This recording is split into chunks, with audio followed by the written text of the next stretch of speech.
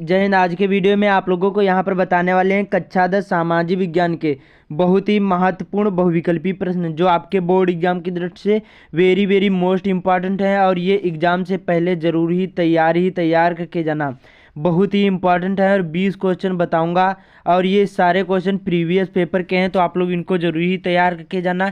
ये आपको जो नहीं तैयार क्वेश्चन तो कुछ भी नहीं तैयार है, तो आप लोग वीडियो को पूरा देखना। सभी बताने वाले हैं 20 क्वेश्चन और आप लोग कमेंट में बताना कि आपके राइट आंसर कितने हो रहे हैं, 20 में से आपके राइट आंसर कितने हो रहे हैं। तो चलिए शुरू करते हैं। ध्यान से वीडियो को देखना, बहुत ही इंपॉर्टेंट ये बहुविकल्पी क्वेश्चन है आपके बोर्ड एग्जाम की दृष्टि से। तो यहाँ पर पहला क्वेश्चन कौन सा है और कमेंट में जरूर बताना कि आपके राइट आंसर कितने हो रहे हैं। तो यहाँ पर पहला है क्वेश्चन कि राष्ट्रवाद का प्रारंभ जिस देश से हुआ वह देश था। यहाँ पर जर्मनी की, इटली की, फ्रांस की, यहाँ पर इंग्लैंड। तो इसका राइट आंसर कौन सा हो जाएगा? जो राष्ट्रवाद का प्रारंभ जिस देश से हुआ वह कौन था? तो ये फ्रांस था। राइट आंसर यहाँ पर सी वाला हो जाएगा। और अभी आप लोगों को बताऊंगा इसका पीडीएफ नोट कहाँ मिलेगा, तो आप लोग वीडियो को पूरा जरूर देखना, बहुत ही इंपॉर्टेंट ये वीडियो है। अगला है यहाँ पर कौन सा बहुत ज़्यादा इम्पॉर्टेंट ये भी है कि महात्मा गांधी अफ्रीका से भारत कब लौटे। बहुत ज़्यादा इम्पॉर्टेंट है। वर्ष 1915 ईस्वी में कि यहाँ पर वर्ष 1916 ईस्वी में कि यहाँ पर 1918 ईस्वी में कि यहाँ पर 1920 ईस्वी में जो महात्मा गांधी थे ये अफ्रीका से भारत कब लौटे। बहुत ही ज़्यादा इम्पॉर्टेंट है। तो यहाँ पर इसका राइट आंसर कौन सा हो जाएगा? इसका राइट आंसर यहाँ पर ए वाला हो जाएगा। 1915 ईस्वी में ये अफ्रीका से भारत को आए थे। जो महात्मा गांधी थे ये 1915 ईस्वी को अफ्रीका से भारत को आए थे। राइट आंसर यहाँ पर ए वाला हो जाएगा। बहुत ही ज़्यादा इम्पॉर्टेंट था।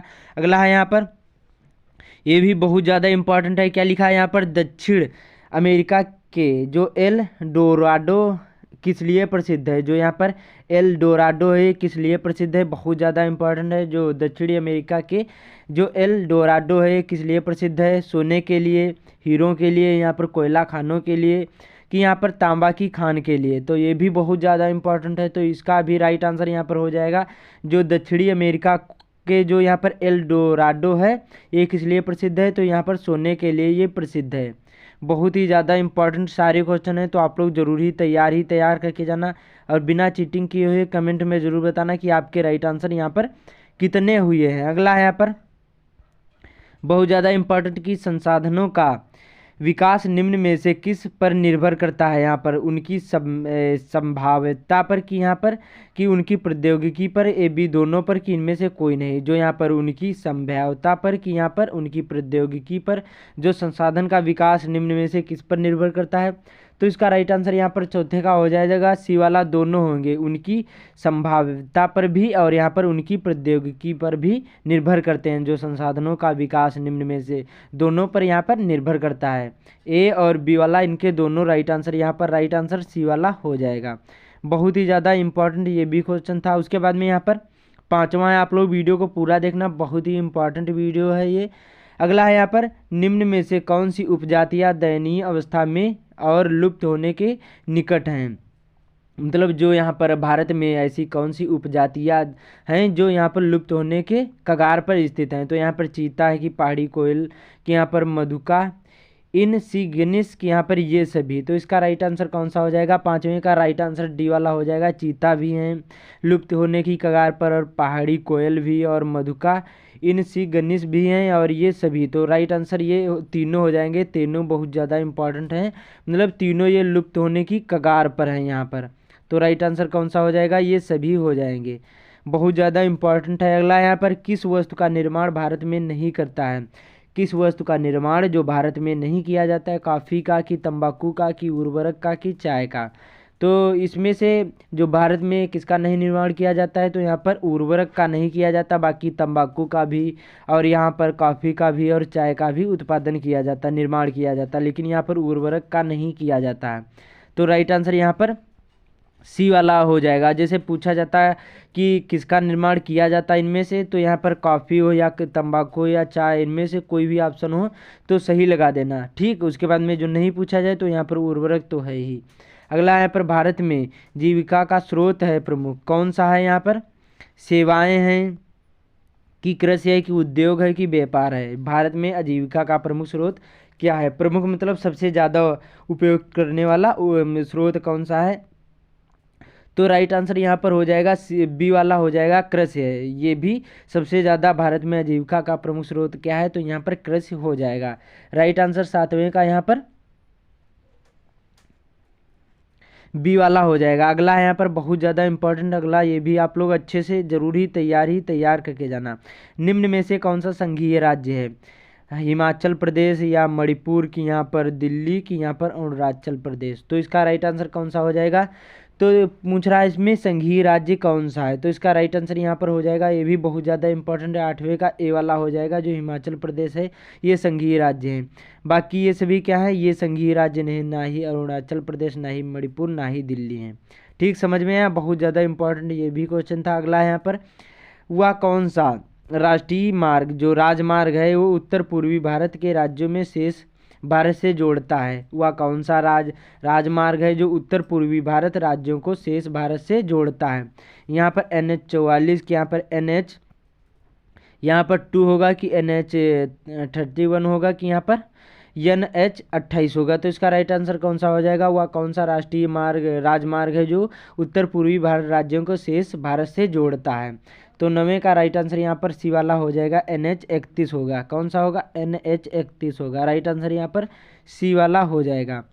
अगला है यहाँ पर बहुत ज़्यादा इंपॉर्टेंट, मुंबई हाई प्रसिद्ध है फिल्म सिटी के लिए, गेटवे ऑफ इंडिया के लिए, कि तेल शोधक कारखानों के लिए, कि इनमें से कोई नहीं।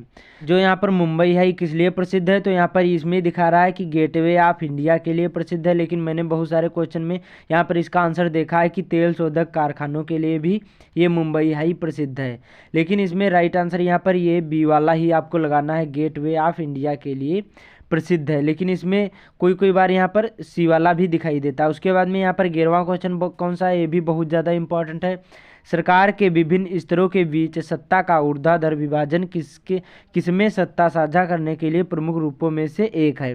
ये NCERT क्वेश्चन है, तो इसको जरूरी तैयार करके जाना और कमेंट में जरूर बताना कि आपके राइट आंसर कितने हुए। प्राचीन लोकतंत्र की, आधुनिक लोकतंत्र की, मध्यकालीन लोकतंत्र की, स्थानीय लोकतंत्र। क्या बता रहा है यहाँ पर, सरकार के विभिन्न स्तरों के बीच सत्ता का ऊर्ध्वाधर विभाजन किसमें सत्ता साझा करने के लिए प्रमुख रूपों में से एक है।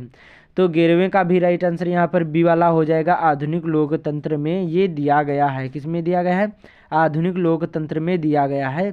जो प्रेजेंट है यहाँ पर प्रेजेंट वाले में दिया गया, आधुनिक मतलब जो अब चल रहा है उसी को यहाँ पर लोकतंत्र में ये प्रमुख रूपों में से एक है। इसके बाद में यहाँ पर 12वां, ये भी बहुत ज़्यादा इंपॉर्टेंट है। क्या है, यहाँ पर लोकतंत्र के सभी सामाजिक विभिन्नताओं, अंतर एवं असमानताओं के बीच क्या करने की कोशिश करता है। लोकतंत्र सभी सामाजिक विभिन्नताओं और अंतरों एवं असमानताओं के बीच क्या करने की कोशिश करता है, एकत्रित करने की, समाधान करने की, विचार करने की, सामाजिकरण करने के लिए।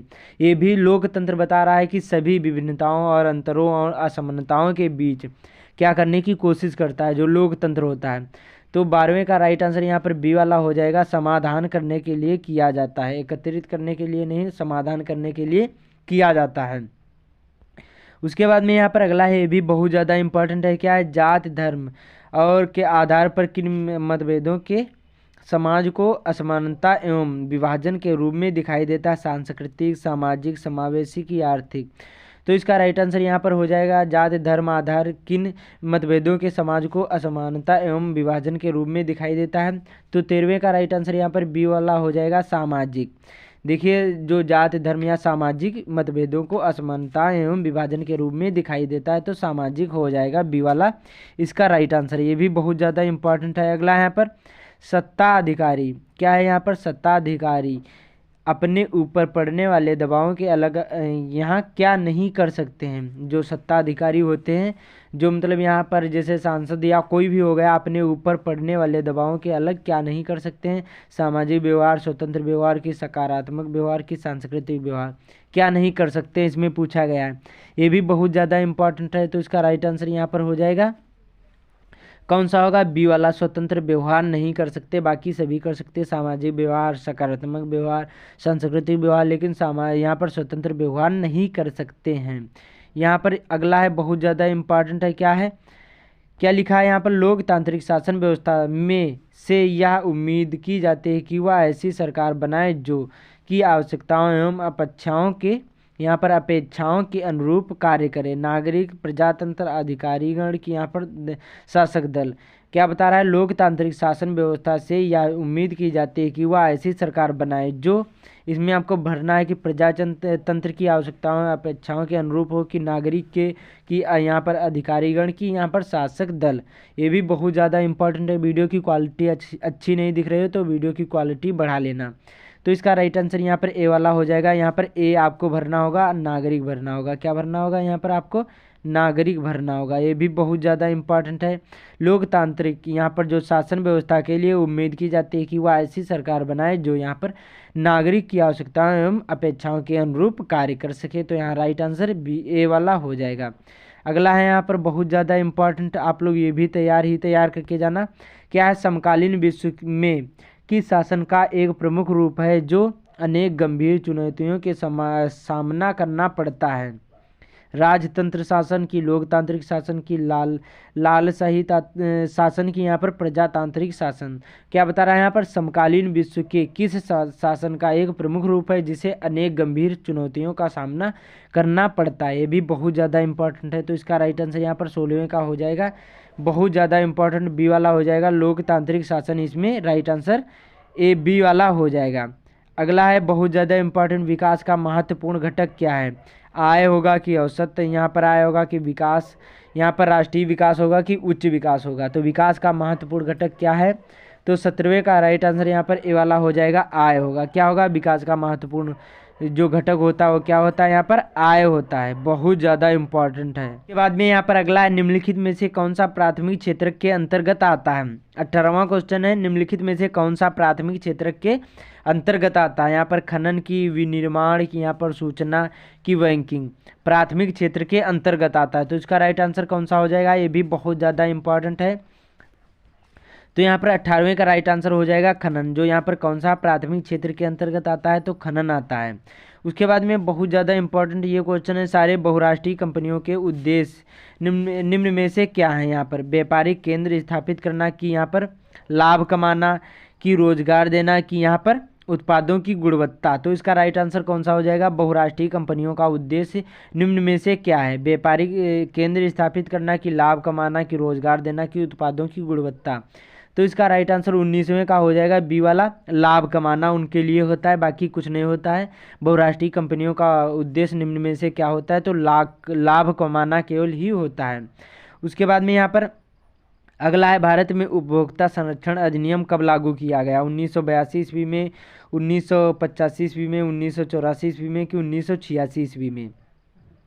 तो इसका राइट आंसर यहाँ पर हो जाएगा, ये भी बहुत ज़्यादा इंपॉर्टेंट है। भारत में उपभोक्ता संरक्षण अधिनियम कब लागू किया गया था, तो ये 1986 ईस्वी में लागू किया गया था। राइट आंसर यहाँ पर डी वाला हो जाएगा। बहुत ज़्यादा इंपॉर्टेंट 20 क्वेश्चन थे, तो आप लोग ये ज़रूरी तैयार करके जाना एग्जाम से पहले, और कमेंट में ज़रूर बताना कि आपके राइट आंसर कितने हुए। और ये सारे क्वेश्चन NCERT के थे, इसलिए ये बहुत ज़्यादा इंपॉर्टेंट है। आपके बोर्ड एग्जाम में NCERT ही पूछे जाएंगे।